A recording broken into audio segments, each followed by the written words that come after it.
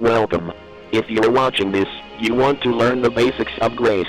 If you don't know what it is, it's a Roblox game based on many different sources and games and is based on speed and reaction time.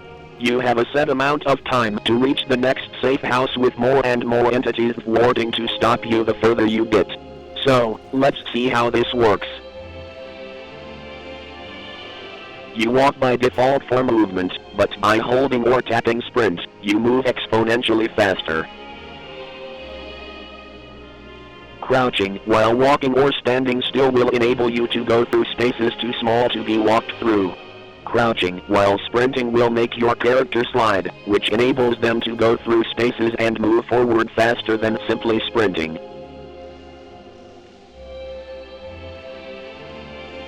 Two lights are available to use. The flashlight has less light but has a flash ability that can stun enemies, while the lantern has no ability but better light. Some doors require you to flip switches and plug in a circuit to advance. Any button pressed or held near it will flip the switch.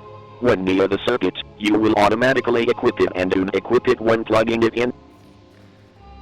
To wall jump, jump into a wall and press the jump button.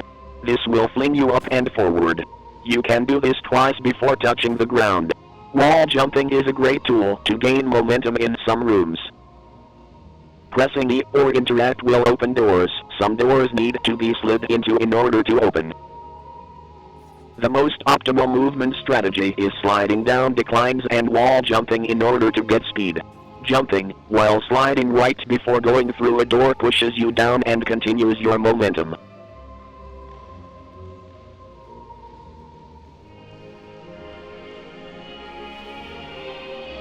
The goal is to reach the hedge at the end of the maze before time runs out, which leads you to the next safe house.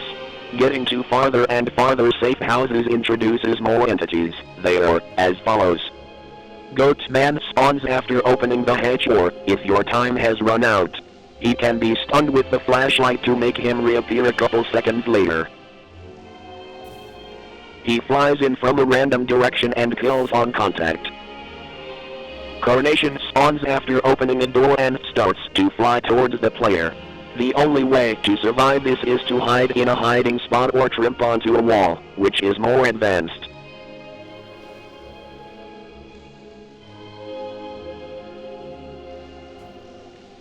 Some hiding spots don't have to be entered all the way. Slight flies toward the player, if looked at. When contact is made, Slight stuns the player and makes an overlay appear for 2 minutes and 30 seconds. If the player is stunned again in that time, they die. Slight will not aggro the player if they look through a door frame or behind walls. Once in its room, it'll disappear once the next door is open.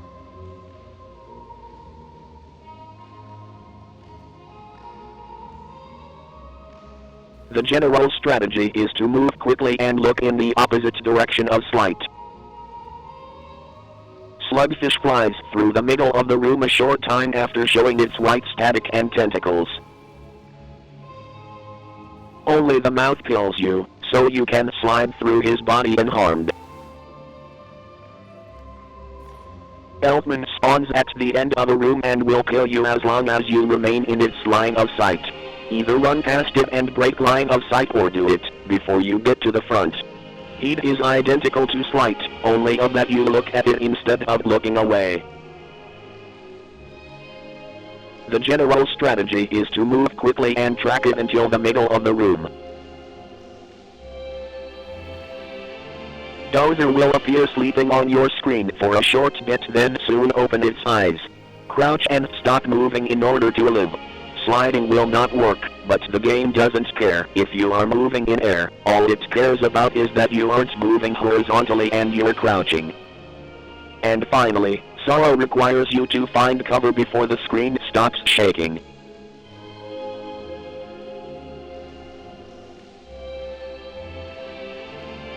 Doorways, both open and closed, count as cover.